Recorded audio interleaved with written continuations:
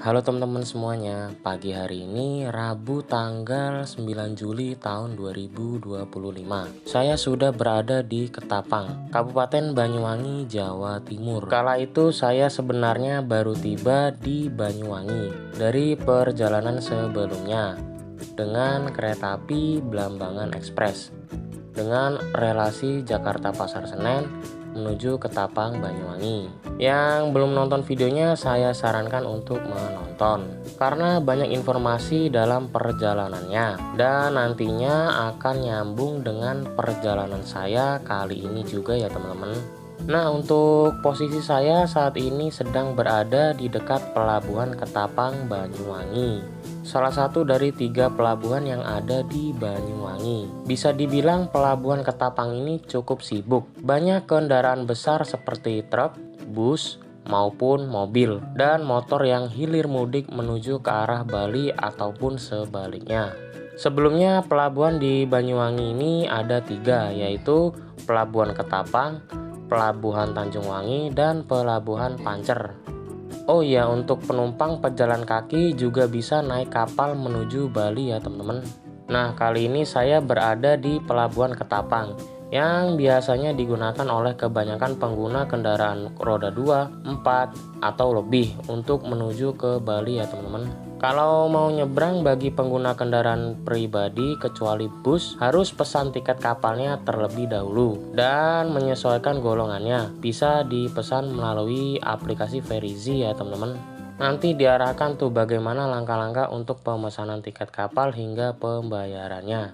Sedangkan kalau pengguna bus biasanya sudah diatur oleh PU busnya sendiri ya teman-teman.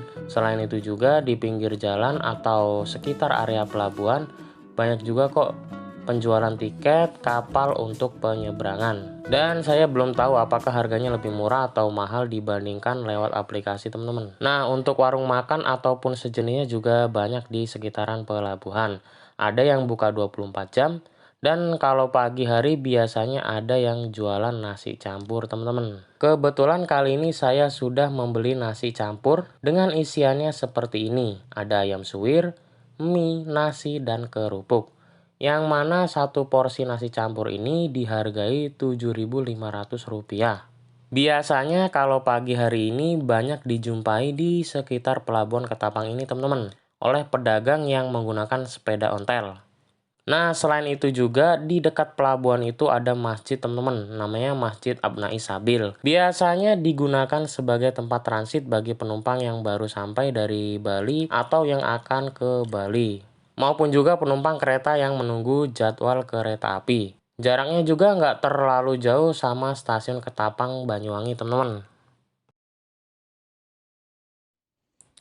Nah, kala itu saya masih lapar dan saya membeli nasi pecel seharga Rp12.500. Untuk isinya yaitu ada sayur bayam dengan sambal pecel, telur, bakwan jagung, dan juga kerupuk. Tidak lupa dapat sendok ya teman-teman. Saya beli di sekitar Alfamart depan Pelabuhan Ketapang. Yang jualan itu ibu-ibu parubaya ya teman-teman. Dan kala itu rame yang beli. Untuk rasanya juga enak dan cocok buat harganya. Karena kalau beli di kereta harganya itu lumayan mahal. Walaupun naik kereta subsidi ya teman-teman. Jadinya sebelum berangkat naik kereta saya sempatkan untuk sarapan pagi ya teman-teman.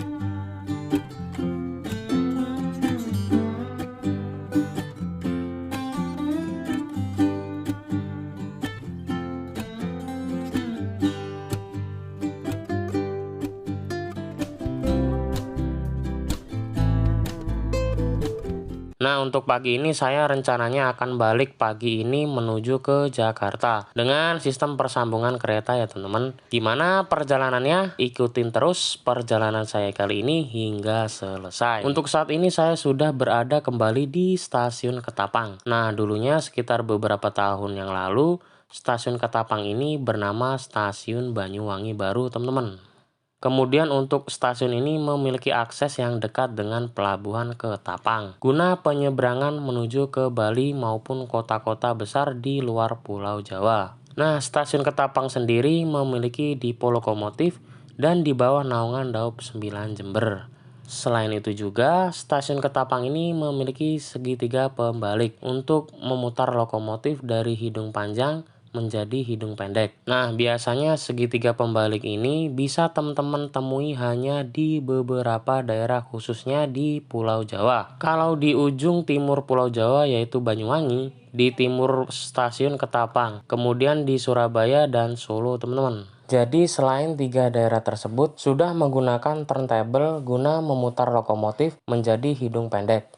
Karena kalau nggak salah untuk peraturan yang berlaku saat ini mewajibkan bagi perjalanan kereta api dengan lokomotif hidung pendek agar jarak pandang masinis lebih luas teman-teman. Stasiun Ketapang per grafik perjalanan kereta api tahun 2025 melayani perjalanan dengan berbagai tujuan, mulai dari harga yang murah maupun yang mahal. Untuk kelas ekonomi dan eksekutif ada teman-teman. Kalau mau ke Jakarta ada kereta api Blambangan Express, kemudian ke arah Cilacap ada kereta api Wijaya Kusuma, ke arah Purwokerto kereta api Logawa, lalu arah Yogyakarta ada kereta api Seri Tanjung, ke arah Surabaya ada kereta api Probowangi dan Mutiara Timur. Sedangkan untuk ke arah Malang ada kereta api Ijen Express dan kereta api Tawang Alun. Nah, itu untuk pilihan kereta api jarak menengah hingga jauh. Sedangkan untuk kereta api lokal, ada kereta api Pandanwangi dengan relasi Ketapang Jember pulang pergi, dengan keberangkatan setiap harinya.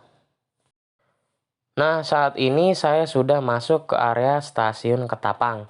Dan seperti inilah ruang tunggu di dalam stasiun. Di sebelah kiri ada loket penjualan tiket kereta api jarak jauh maupun lokal. Dan buat yang go show maupun tarif khusus bisa dibeli pada loket-loket stasiun kereta selama masih tersedia kursinya teman-teman. Bedanya kalau go show langsung beli di loket untuk keberangkatan kereta dadakan. Sedangkan kalau tarif khusus hanya bisa dipesan 2 jam hingga 15 menit dari keberangkatan keretanya. Kalau nggak salah seperti itu ya teman-teman. Nah, persyaratan untuk perjalanan dengan kereta api cukup punya KTP, SIM, paspor, atau dokumen pribadi sejenisnya, sesuai ketentuan yang berlaku dari PT KAI. Dan jangan lupa tiketnya juga bisa dibeli di aplikasi Akses by KAI.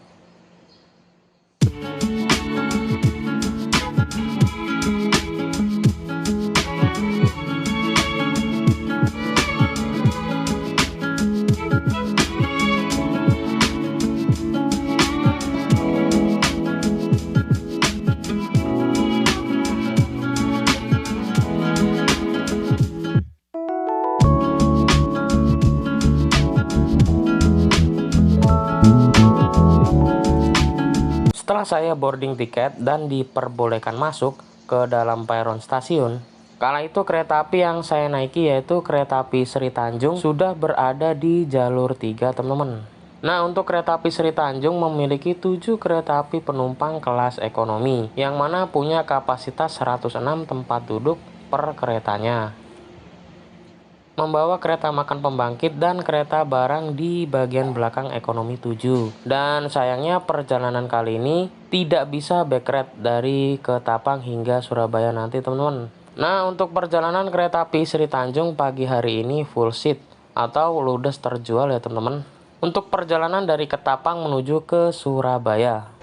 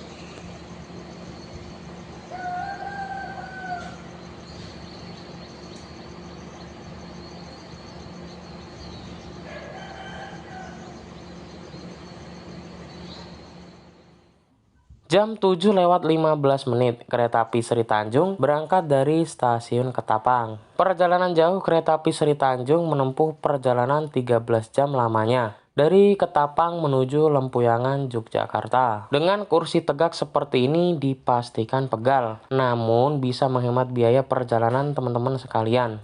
Nah, untuk keberangkatan dari stasiun Ketapang ini masih cukup sepi, terutama di ekonomi 7 yang saya naiki. Kemungkinan nanti di Banyuwangi Kota, Kalistyle, dan Jember banyak penumpang yang akan naik maupun turun.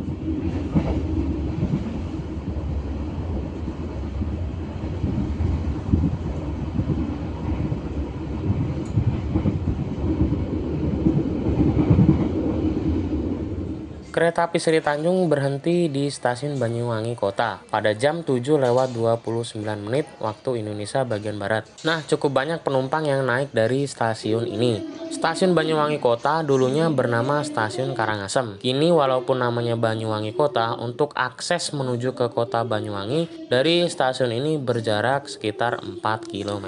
Mungkin teman-teman bisa memanfaatkan transportasi yang tersedia di sekitaran stasiun guna menuju ke arah kota. Lalu di peron jalur 2 datang kereta api Pandanwangi dari arah Jember. Nah, untuk jadwal perjalanan dalam sehari, masing-masing kereta api Pandanwangi dari arah Jember maupun Ketapang ada 2 keberangkatan. Dari Ketapang jam 10 pagi dan jam setengah 7 malam. Dan dari Jember jam 5 pagi dan jam 2 siang. Untuk harganya Rp8.000 saja dengan durasi perjalanan 2 jam. Lalu untuk kapasitasnya 150% dari ketersediaan kursi. Yang artinya jika kursi 100% sudah penuh, maka yang 50% tanpa kursi alias berdiri sepanjang perjalanan. Pemesanannya bisa H-7 dari keberangkatan melalui aplikasi Akses by KAI.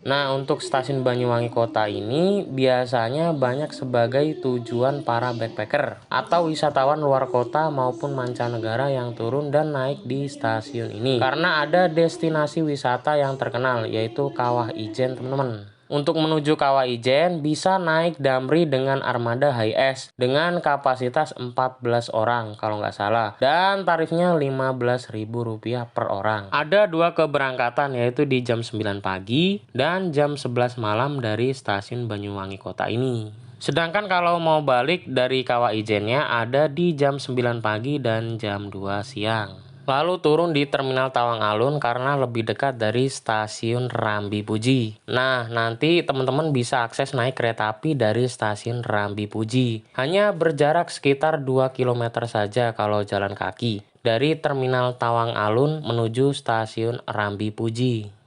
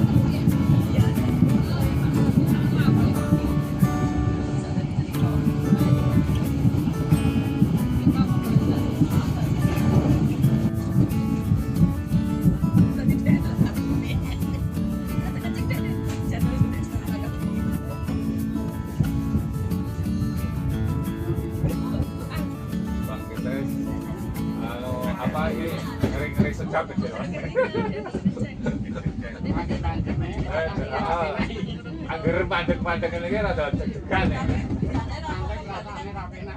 Oh iya, mulai asal lu gue bisa santai bae apa. Kurang-kurang ora golek rati. Sampai di stasiun Rogo Jampi pada jam 7:45 menit. Dari sini penumpang kereta api Seri Tanjung mulai mengisi kursi-kursi yang sebelumnya kosong, terutama di ekonomi 7 yang saya naiki. Biasanya sih kebanyakan penumpang dari arah timur Pulau Jawa bertujuan ke Surabaya, teman-teman.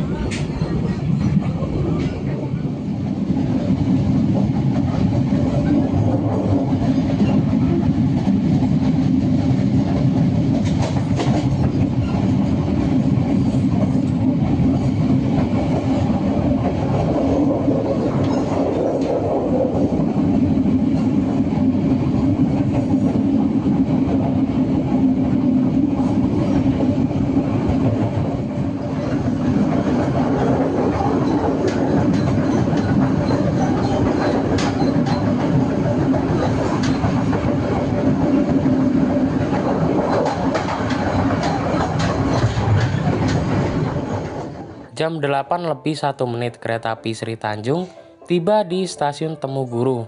Nah, di sini kereta api Seri Tanjung telat sekitar 2 menit dari jadwal seharusnya. Di stasiun ini juga menaikkan beberapa penumpang, teman-teman. Tepat pada waktunya segera melanjutkan perjalanan kereta api Seri Tanjung tujuan akhir Puyang, Yogyakarta.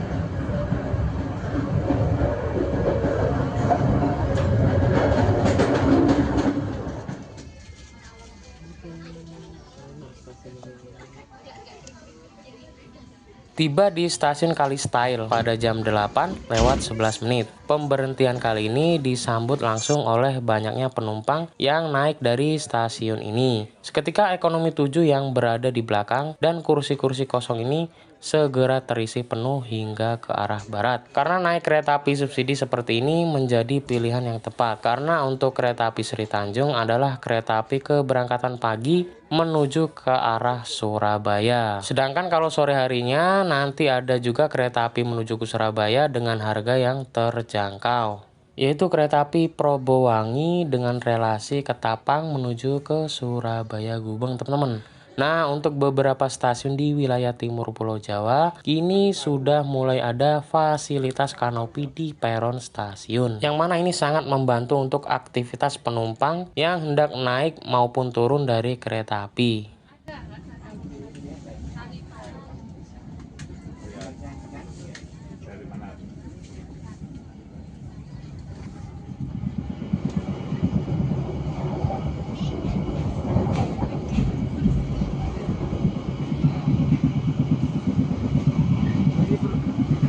Dapat semua.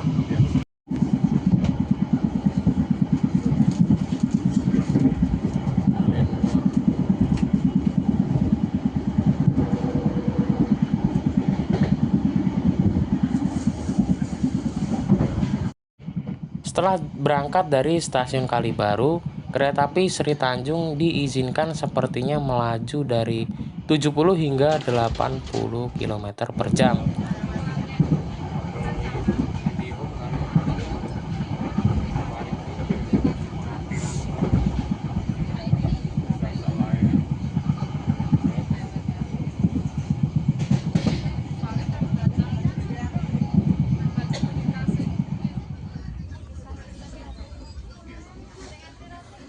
Setelah berangkat dari stasiun Kalibaru, perjalanan kereta api Sri Tanjung akan membelah alas yang berada di daerah Tapal Kuda, yaitu alas Gumitir, dan nantinya kita akan melewati terowongan kereta api yang dibangun pada masa kolonial Belanda, yaitu terowongan Garahan dan Merawan, yang mana terowongan ini berada di salah satu jalur yang eksotis yang berada di timur Pulau Jawa. Untuk dari arah Banyuwangi nantinya kita akan melewati terowongan Merawan terlebih dahulu dengan panjang 690 meter. Kemudian baru terowongan Garahan dengan panjang 113 meter. Dan kedua terowongan tersebut berada di antara wilayah Banyuwangi dan Jember, atau bisa jadi pintu masuk menuju ke arah Jember maupun Banyuwangi. Dan buat teman-teman yang mau berlibur ke arah Banyuwangi atau dari Banyuwangi menuju ke arah Surabaya, sudah pasti kalau naik kereta akan melewati alas Gumitir dan kedua terowongan tersebut. Selain itu juga di dekatnya ada jalan raya yang menghubungkan antara Banyuwangi dan Jember.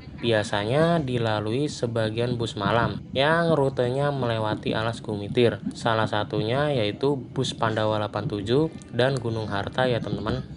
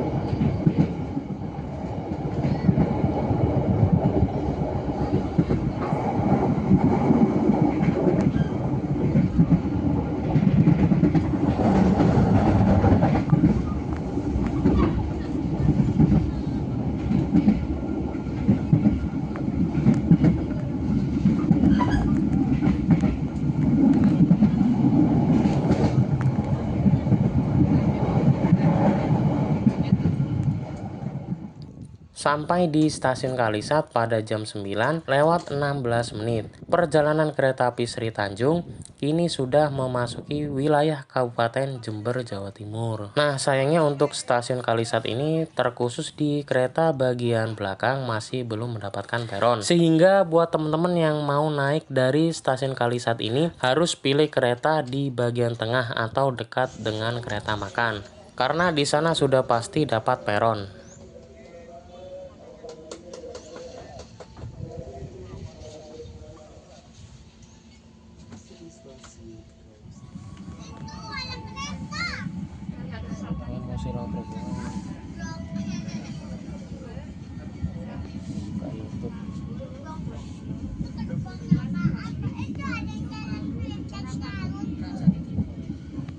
Masukin lewat sini dulu, ntar baru ditarik sini.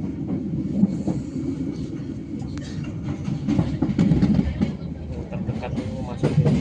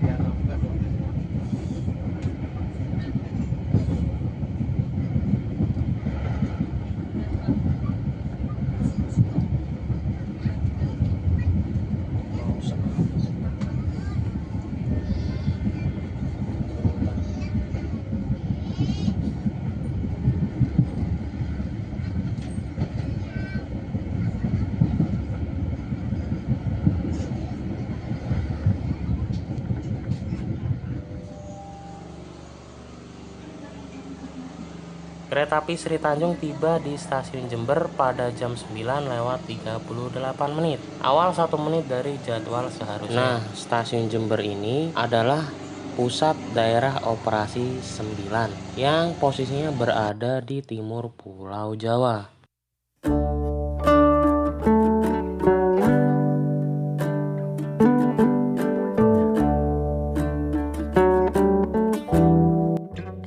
Stasiun Jember ini banyak sekali penumpang yang naik dan turun, teman-teman.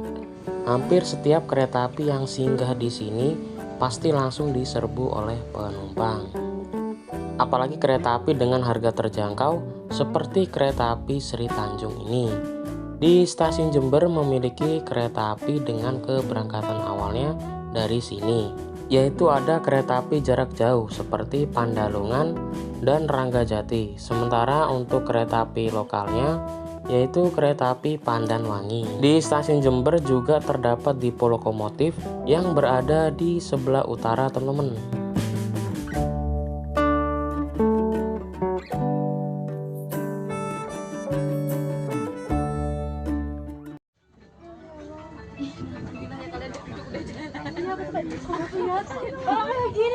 Penuh banget. Kamu bawa jam bawa kenapa? Oh, kita 4 ini sekarang udah 1 bulan. Emang kita dibilang di 7. Ayo, mari.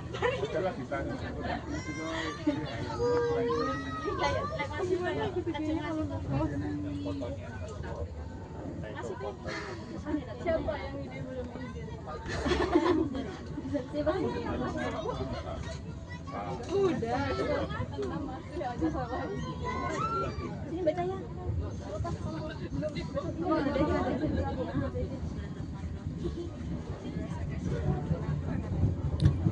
Kereta api Sri Tanjung adalah kereta api jarak jauh dengan relasi Ketapang, Banyuwangi menuju ke Lempuyangan, Yogyakarta yang memiliki waktu tempuh 13 jam perjalanan. Sebelumnya kereta api Sri Tanjung ini bernama kereta api Argo Puro yang kala itu melayani perjalanan dari Jember menuju Yogyakarta sejak tahun 1986 kalau nggak salah. Lalu dengan adanya peluncuran kereta api dengan label Argo seperti Argo Bromo Anggrek dan Argo Gede menjelang akhir abad ke-20, maka nama Argo Puro kini berubah menjadi Sri Tanjung. Nama kereta api Sri Tanjung sendiri diambil dari salah satu tokoh legenda dari Banyuwangi, yaitu kisah seorang wanita bernama Sri Tanjung yang membuktikan sebuah kebenaran tentang kesetiaan kepada suaminya, yaitu Raden Sidapaksa. Singkat cerita, kesetiaan istrinya yaitu Sri Tanjung terjawab benar ketika masuk ke dalam sumur. Kemudian airnya harum dan wangi, menjadikan nama suatu daerah sekitar sumur tersebut dengan nama Banyuwangi. Nah, cerita rakyat ini terjadi pada masa kerajaan Majapahit. Kalau nggak salah gitu ya teman-teman. Nah, saat ini untuk kereta api Sri Tanjung masih setia mengantarkan penumpang ke tempat tujuan dengan harga yang terjangkau dan pastinya tepat waktu. Oh iya, kereta api Sri Tanjung hanya membawa satu kelas saja, yaitu kelas ekonomi dengan jenis kursi tegak 90 derajat yang punya kapasitas 106 penumpang setiap keretanya teman-teman. Konfigurasi kursi 2-3 yang saling berhadapan dengan jarak antar kaki yang sempit, rawan adu dengkul dengan penumpang di depannya. Ada fasilitas rak bagasi kabin di bagian atas untuk menaruh barang bawaan. Nah, untuk ekonomi 7 yang saya naiki, di bagian ujungnya yaitu kursi 23 dan 24 DE. Kala itu tidak dapat rak bagasi, jadi harus ditaruh di kolong kursi. Kemudian di setiap jendela khusus kereta api jarak jauh sudah dibekali horden. Kemudian ada AC split bagi jenis ekonomi kursi tegak seperti ini, mirip kereta lokal Bandung Raya atau lokal Ndoho Penataran. Tak lupa di setiap dua kursi yang saling berhadapan harus berbagi dua colokan listrik untuk cas HP, tablet, dan laptop. Serta di atasnya terdapat meja kecil untuk menaruh minuman. Lalu untuk fasilitas toilet dengan kelas ekonomi kursi tegak terdapat di ujung-ujung bordes rangkaian dengan standar biasanya toilet duduk dan jongkok. Nah, untuk yang saya review kali ini adalah toilet duduk. Ya, sama seperti halnya dengan kereta ekonomi tegak yang lain.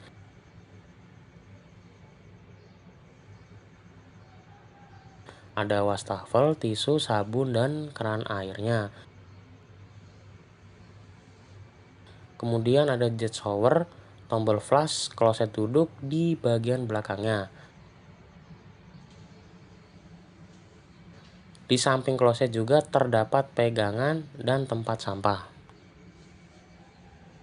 Dan yang terpenting di bagian atas ada exhaust fan sebagai penyaring udara yang ada di kloset, serta pencahayaan dari lampu juga pengharum ruangan dan gantungan. Tak lupa juga ada cermin yang besar di dekat wastafel. Nah, untuk kereta makan dari kereta api Sri Tanjung ini bergabung dengan pembangkit. Dan biasanya kalau model seperti ini dipastikan tidak ada musola ya teman-teman. Nah, untuk kereta makan kereta api Sri Tanjung berada di antara ekonomi 4 dan 5. Tapi suatu saat bisa berubah ketika dalam masa perawatan.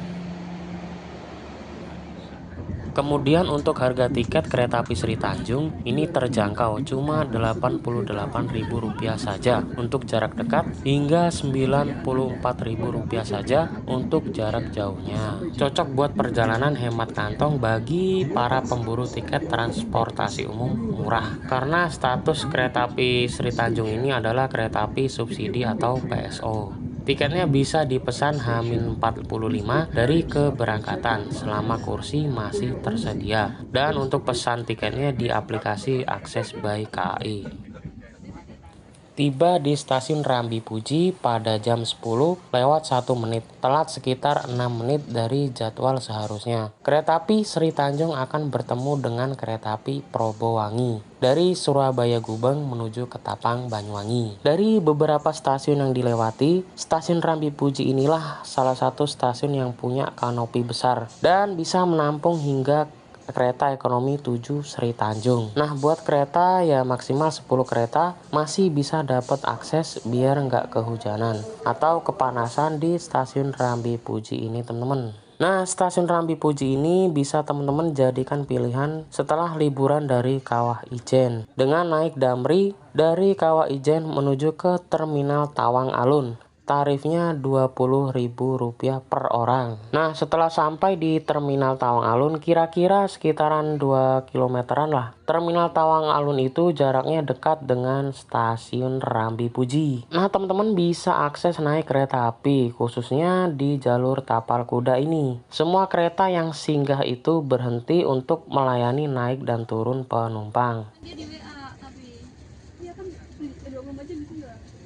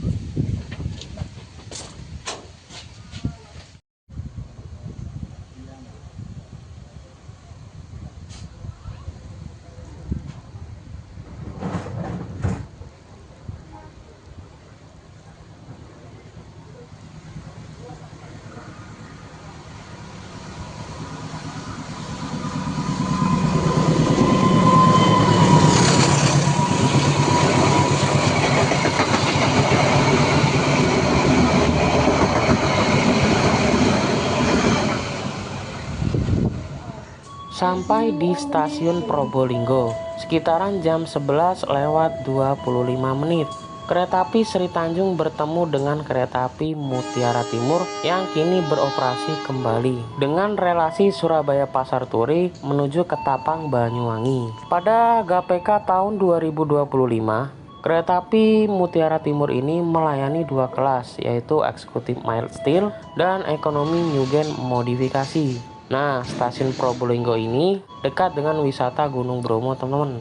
Selain bisa diakses dari Malang, wisata tersebut bisa diakses juga lewat stasiun Probolinggo ini. Kalau nggak salah, rute menuju ke Gunung Bromo lebih mudah dari Probolinggo ya teman-teman. Maka dari itu biasanya turis lokal maupun mancanegara turun di stasiun Probolinggo ini untuk berwisata ke Gunung Bromo. Nah, saya kurang begitu tahu akses menuju ke sana. Bagi teman-teman yang punya referensi apakah ada transportasi umum menuju ke Bromo seperti LF ataupun yang lainnya, bisa tulis di kolom komentar ya.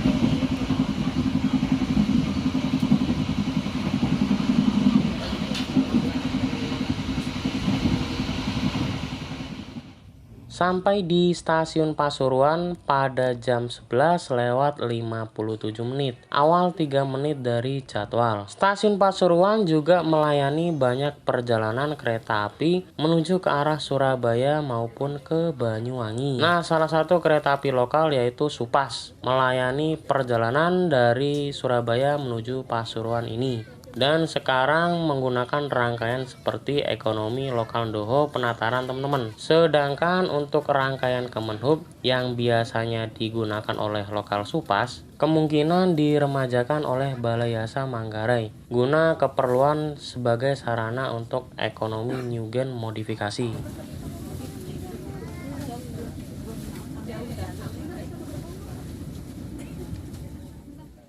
Perjalanan saya bersama kereta api Sri Tanjung tiba di stasiun Bangil pada jam 12:19. Stasiun Bangil ini adalah stasiun dengan percabangan jalur dari Banyuwangi dan Malang. Nah, buat kereta api dari arah Banyuwangi dan Malang biasanya bertemu atau berpisahnya ya di stasiun Bangil ini, teman-teman. Buat kereta api yang menuju ke Jember dan Banyuwangi, ada kereta api Pandalungan, Ranggajati, Wijaya Kusuma, Belambangan Express, Ijen Express, Logawa, Sri Tanjung, Probowangi, dan Lokal Supas. Sedangkan ke arah Malang ada kereta api Arjuno Express, Jayabaya, Ijen Express juga, Tawang Alun, dan Lokal Penataran. Setelah berangkat dari stasiun Bangil, khususnya perjalanan ke arah Surabaya akan melewati di samping pas Sumberan Lumpur Lapindo. Namun kalau dilihat dari dalam kereta nggak kelihatan karena tanggulnya lebih tinggi daripada rel kereta api yang menghubungkan antara Bangil hingga ke Sidoarjo.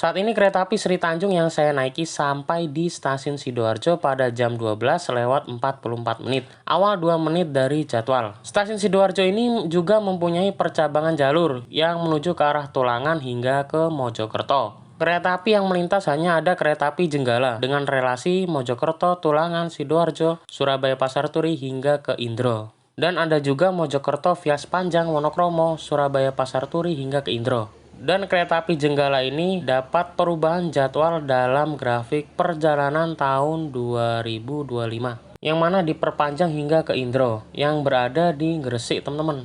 Selain itu juga stasiun Sidoarjo ini juga melayani kereta api jarak jauh terutama menuju ke arah kota-kota besar di Jawa Tengah, Yogyakarta, Semarang maupun ke Jakarta. Sebelum mengakhiri perjalanan di Surabaya, saya coba simpulkan perjalanan kali ini dengan kereta api Sri Tanjung. Yang pertama adalah kereta api Sri Tanjung ini statusnya kereta api yang disubsidi oleh pemerintah. Jadi harganya terjangkau dan ramah di kantong. Kemudian yang kedua, fasilitas di dalam kabin kereta terutama ekonomi 7, mulai dari AC, pencahayaan lampu, atau sumber kelistrikan di dalamnya cukup baik. Toiletnya bersih dan tidak ada trouble sama sekali selama perjalanan hingga ke Surabaya. Dan yang ketiga adalah kebersihan selama perjalanan di dalam kabin kereta. Jangan buang sampah sembarangan. Biasanya ada petugas OTC yang berkeliling setiap waktu untuk menampung sampah-sampah penumpang di setiap perjalanan. Dan buat teman-teman tetap harus jaga transportasi umum seperti kereta ini karena ini milik kita bersama. Yang keempat yang paling penting untuk kereta api Sri Tanjung ini adalah cocok buat teman-teman sekalian yang mau backpackeran dengan hemat biaya nggak sampai 100 ribuan, entah itu ke Jember atau ke Tapang maupun ke Yogyakarta. Nah, minusnya adalah kereta api Sri Tanjung ini memang perjalanannya memakan banyak waktu dan pastinya pegal di perjalanan karena ditambah duduk di kursi 90 derajat selama 13 jam perjalanan menuju Yogyakarta ataupun ke Tapang. Pilihan kereta api lainnya dengan jalur yang sama dilewati ada 3 pilihan kereta api, yaitu kereta api Wijaya Kusuma, Ranggajati, dan Logawa. Nah, ketiga kereta tersebut ada kelas ekonomi yang jauh lebih nyaman karena sudah menggunakan ekonomi premium dan new generation modifikasi. Tentunya harganya juga sedikit lebih mahal dari kereta api Sri Tanjung. Selain itu juga manfaat lainnya terutama jarak tempuhnya lebih cepat 2 jaman dibandingkan kereta api Sri Tanjung ini, teman-teman. Nah, di stasiun Wonokromo ini punya percabangan jalur juga, yang mana ini adalah percabangan jalur bagi kereta api yang hendak menuju ke arah Malang Banyuwangi, dan arah Mojokerto, Kertosono, Madiun hingga ke Jakarta. Nah, datangnya kereta api Sri Tanjung dari sebelah kiri kalau masuk stasiun Wonokromo, sedangkan kalau dari sebelah kanan stasiun itu dari arah Mojokerto atau Jakarta.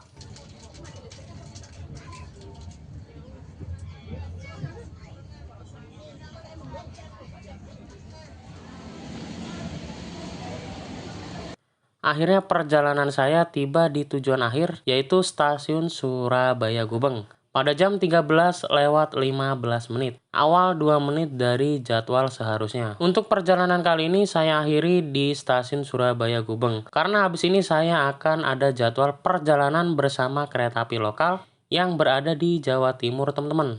Oh iya, buat teman-teman sekalian dimanapun perjalanannya, yang terpenting adalah selamat sampai tujuan. Ikuti terus perjalanan saya kali ini karena saya akan menuju ke Jakarta dengan sistem persambungan kereta. Nah, kira-kira gimana kelanjutannya?